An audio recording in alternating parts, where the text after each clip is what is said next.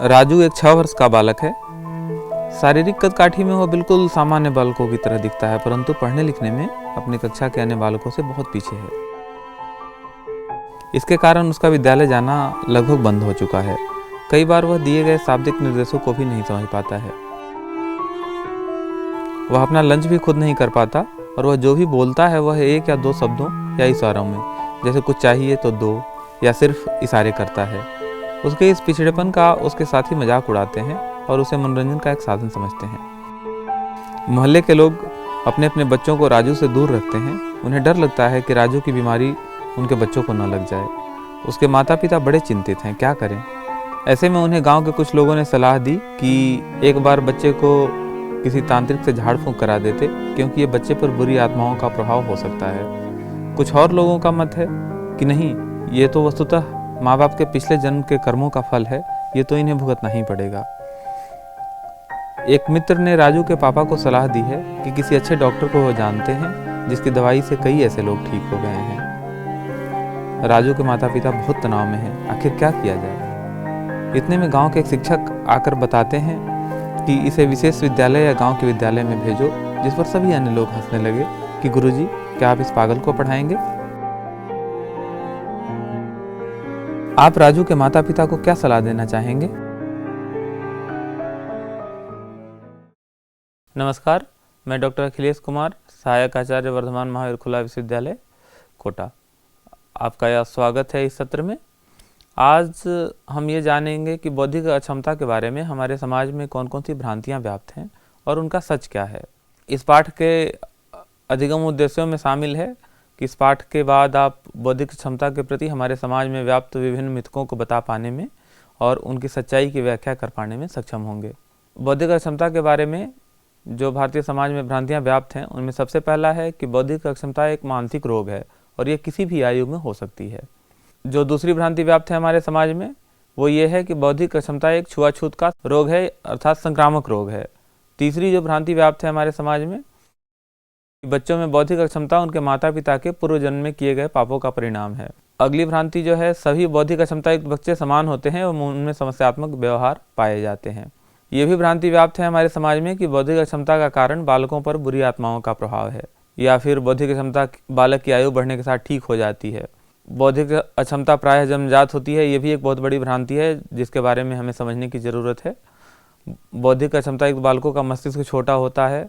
व्यक्ति के जीवन में आने वाली असफलताएं एवं निराशाएं बौद्धिक अक्षमता का कारण हो सकती हैं, और बौद्धिक अक्षमता युक्त बालकों को सिर्फ प्यार से पढ़ाया सिखाया जाना चाहिए। ऐसी ये कुछ कॉमन भ्रांतियां मैंने आपके सामने रखी हैं जो हमारे समाज में व्याप्त हैं। आइए देखते हैं कि इनका सच क्या है। एक एक करके हम सारी भ्रांतियों पर नज़र डालते हैं। पहली भ्रांति की जो हमने बात की कि बौद्धिक अक्षमता एक मानसिक रोग है और यह किसी भी आयु में हो सकती है। सच ये है इसका कि बौद्धिक अक्षमता एक मानसिक रोग नहीं है, बल्कि यह एक मानसिक अवस्था है। It is a state of mind जो जीवन पर्यंत रहती है। अगर हम बौद्धिक अक्षमता के नैदानिक मानदंड और मानसिक रोग के नैदानिक मानदंडों को देखें तो हमारे सामने बहुत सारे अंतर दिखाई पड़ते हैं। जैसे बौद्धिक अक्षमता जो है वो सिर्फ विकासात्मक अवस्था अर्थात 18 वर्ष से पूर्व में ही हो सकती है, जबकि मानसिक रोग किसी भी आयु में संभव है। बौद्धिक अक्षमता का इलाज संभव नहीं है और दवाएं बौद्धिक अक्षमता के केस में अप्रभावी हैं, जबकि मानसिक रोगों का प्रभावी इलाज संभव है। अगली जो भ्रांति व्याप्त है जिसके बारे में हमने बात की, बौद्धिक अक्षमता एक छुआछूत का रोग है या संक्रामक रोग है। जी नहीं, ऐसा बिल्कुल भी नहीं है। बौद्धिक अक्षमता एक छुआछूत का या संक्रामक रोग नहीं है, और तब बौद्धिक अक्षमता युक्त बालकों को छूने से, उनके साथ खेलने से, उनके साथ रहने से, उनके साथ बैठने से ये नहीं फैलती है। अगली जो बड़ी भ्रांति हमारे समाज में व्याप्त है कि बच्चों में बौद्धिक अक्षमता उनके माता पिता के पूर्व जन्म में किए गए पाप का परिणाम है, जबकि इसका सच ये है कि बौद्धिक अक्षमता का माता पिता के पूर्व जन्म से कोई लेना देना नहीं है। बौद्धिक अक्षमता के बच्चे के जन्म से पूर्व, जन्म के दौरान एवं जन्म के बाद के कई ज्ञात कारण मौजूद हैं। कई ऐसे कारण हैं जो गर्भावस्था में माँ को अगर कोई इन्फेक्शन हो, जैसे अगर माँ को रूबेला वायरस का इन्फेक्शन हो तो बच्चे में बौद्धिक अक्षमता हो सकती है। जन्म के समय के कई कारण हैं। जन्म के बाद बच्चे को चोट वगैरह लगती है तो बौद्धिक अक्षमता हो सकती है। बच्चों में बौद्धिक अक्षमता का उनके माता पिता के पूर्व जन्म में किए गए पापों से कोई लेना देना नहीं है। यह किसी भी घर में हो सकती है, किसी भी सोशियो इकोनॉमिक स्टेटस को प्रभावित कर सकती है। अगली भ्रांति जो हमारे समाज में मौजूद है वो ये है कि सभी बौद्धिक अक्षमता युक्त बालकों में समस्यात्मक व्यवहार पाए जाते हैं एवं सभी समान होते हैं, जबकि सच ये है कि सभी बौद्धिक अक्षमता युक्त बालक समान नहीं होते हैं। इसमें भी कई वर्गीकरण पाए जाते हैं, जैसे सौम्य बौद्धिक अक्षमता हो सकती है, गंभीर बौद्धिक अक्षमता हो सकती है, जो कि उनके IQ के स्तर और अनुकूलनीय व्यवहार के स्तर पर निर्भर करता है। और न तो ये जरूरी है कि सभी बौद्धिक अक्षमता युक्त बालकों में समस्यात्मक व्यवहार पाए जाएं। अगली भ्रांति जो है हमारे समाज में वो है कि बौद्धिक अक्षमता का कारण बालक पर बुरी आत्माओं का प्रभाव है, जबकि इसका सच ये है कि बौद्धिक अक्षमता का बच्चे के जन्म से पूर्व, जन्म के दौरान, जैसा कि हमने पहले बताया, और जन्म के बाद के ज्ञात कई कारण हैं। जैसा कि हमने इससे पहले चर्चा की कि बौद्धिक अक्षमता के बहुत सारे कारण हैं, जो जन्म से पूर्व के कारक, जन्म के दौरान के कारक और जन्म के बाद के ज्ञात अज्ञात कारक हैं। इसके लिए बुरी आत्माओं का प्रभाव मानना बिल्कुल निराधार है। अक्सर ऐसा होता है कि कई बार बौद्धिक अक्षमता युक्त बालकों को बुरी आत्माओं के साये में मानते हुए लोग उनको झाड़ फूंक, जादू टोना आदि के लिए ले जाते हैं ताकि वो बच्चे की बौद्धिक अक्षमता ठीक हो जाएगी। लेकिन इससे बौद्धिक अक्षमता ठीक नहीं होती, बल्कि इससे बच्चे की समस्या और जटिल और गंभीर हो सकती है। वस्तुतः बौद्धिक अक्षमता युक्त बालकों को विशेष प्रशिक्षण की आवश्यकता होती है, बजाय झाड़ फूंक या जादू टोने के। एक और भ्रांति जो बड़ी कॉमन है भारतीय समाज में वो ये है कि बौद्धिक अक्षमता प्रायः जन्मजात होती है, लेकिन इसका सच ये है कि बौद्धिक अक्षमता जन्मजात भी हो सकती है और बालक के जन्म के बाद भी बालक में बौद्धिक अक्षमता आ सकती है। वस्तुतः गर्भावस्था से लेकर 18 वर्ष से पहले तक कभी भी बालक में बौद्धिक अक्षमता हो सकती है। जैसे उदाहरण के लिए देखिए, जन्म के बाद बच्चे में अगर मेनिंजाइटिस हो, बच्चे को मीजल्स हो, या बच्चे के सर पे कोई आघात लगे, बहुत तेज चोट लगे, तो बच्चे में बौद्धिक अक्षमता का कारण हो सकता है। ये मानना ज़्यादा उपयुक्त नहीं है कि बौद्धिक अक्षमता सिर्फ जन्मजात होती है, बल्कि बौद्धिक अक्षमता जन्मजात भी हो सकती है और जन्म के समय, जन्म के बाद भी कोई ऐसे कारण हो सकते हैं जिनके चलते बच्चे में बौद्धिक अक्षमता आ सकती है। अगली भ्रांति जो हमारे समाज में कॉमन है वो ये है कि बौद्धिक अक्षमता युक्त बालकों का मस्तिष्क छोटा होता है, जबकि इसका सच ये है कि बच्चे के मस्तिष्क के आकार से बौद्धिक अक्षमता का अनुमान नहीं लगाया जा सकता है। एक औसत आकार के मस्तिष्क का बालक भी बौद्धिक अक्षमता युक्त हो सकता है। हाँ, कुछ ऐसे केसेज हैं जिनके कारण एक बौद्धिक अक्षमता युक्त बालक का सिर छोटा हो सकता है। इनमें से एक है माइक्रोसिफेली।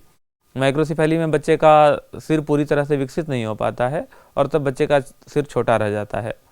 अन्य जो कारण हैं उनमें ज़रूरी नहीं है कि बच्चे का मस्तिष्क छोटा हो, या किसी बच्चे का मस्तिष्क छोटा या बड़ा आप ऐसा अनुमान लगा सकें कि ये बौद्धिक अक्षमता युक्त बालक है और ये बौद्धिक अक्षमता युक्त बालक नहीं है।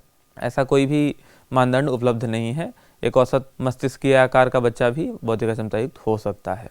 जो अगली भ्रांति भारतीय समाज में मौजूद है वो ये है कि व्यक्ति के जीवन में आने वाली असफलताएं एवं निराशाएं बौद्धिक अक्षमता का कारण हो सकती हैं। वस्तुतः व्यक्ति के जीवन में आने वाली असफलताएं एवं निराशाएं बौद्धिक अक्षमता का कारण प्रत्यक्ष रूप से नहीं हो सकती। वो उसको, व्यक्ति को मानसिक रुग्ण बना सकती हैं, मानसिक रोगी बना सकती हैं, या परोक्ष रूप से 18 वर्ष की आयु से पूर्व तक बालक के बौद्धिक अक्षमता का कारण बन सकती हैं। जैसे गर्भावस्था के दौरान माता का गंभीर अवसाद का शिकार होना बालक में बौद्धिक अक्षमता का कारक हो सकता है। परंतु ये सच नहीं है कि व्यक्ति के जीवन में आने वाली असफलताएं एवं निराशाएं बौद्धिक अक्षमता का कारण बनेंगी। मान लीजिए कि अगर ऐसी असफलताएं और निराशाएं बच्चे को 18 साल के बाद आती हैं, तो उसे हम मानसिक मंदता या बौद्धिक अक्षमता की श्रेणी में नहीं रखेंगे, बल्कि उसको मानसिक रोग की श्रेणी में रखेंगे। अगली भ्रांति जो है वो बहुत कॉमन है भारतीय समाज में कि बौद्धिक अक्षमता युक्त बालकों की शादी कर दें तो वो ठीक हो जाते हैं। सच ये है कि शादी कर देना बौद्धिक अक्षमता का समाधान नहीं है। जैसा कि इससे पहले भी चर्चा की जा चुकी है, बौद्धिक अक्षमता एक अवस्था है जो जीवन पर्यंत रहती है। बौद्धिक अक्षमता युक्त बालक को विशेष प्रशिक्षण की आवश्यकता होती है। बिना विचार किए बौद्धिक अक्षमता युक्त बालकों, व्यक्तियों की शादी करने से अन्य समाज आर्थिक समस्याएं उत्पन्न हो सकती हैं।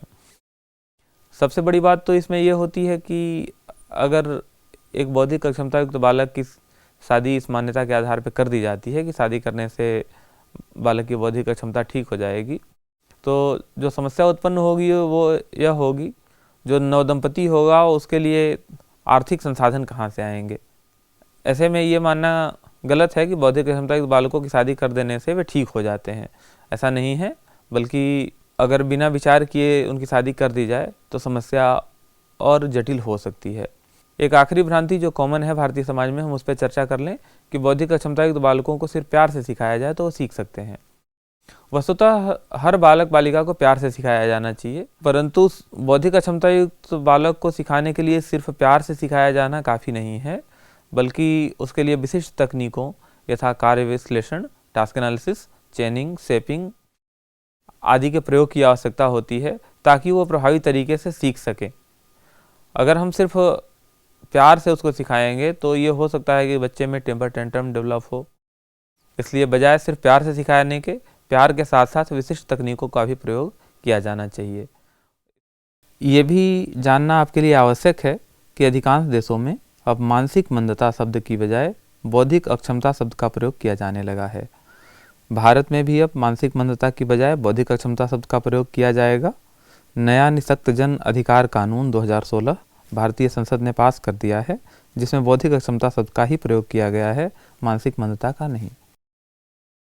इस प्रकार अगर हम देखें तो बहुत सारी भ्रांतियां आज भी हमारे भारतीय समाज में बौद्धिक अक्षमता के प्रति व्याप्त हैं, जिनको दूर किए जाने की ज़रूरत है, जिनके बारे में समाज को जागरूक किए जाने की ज़रूरत है। हालांकि पहले की अपेक्षा भारतीय समाज में बौद्धिक अक्षमता के प्रति जागरूकता आई है, परंतु आज भी इस प्रकार की भ्रांतियों को दूर किए जाने की ज़रूरत है, समाज को जागरूक बनाए जाने की ज़रूरत है, जिसमें सबसे बड़ी तो बौद्धिक अक्षमता को मानसिक रोग अथवा पागलपन मानना प्रमुख है। आप इस पे आगे का अध्ययन करना चाहते हैं तो आप AAIDD का 2010 का मैनुअल, ये 11th मैनुअल है जो इसका लेटेस्ट मैनुअल है, वो देख सकते हैं, या विलियम हेवर्ड की बुक आप देख सकते हैं, exceptional children and introduction to special education, जो पियर्सन एजुकेशन से प्रकाशित है। आपका बहुत बहुत धन्यवाद।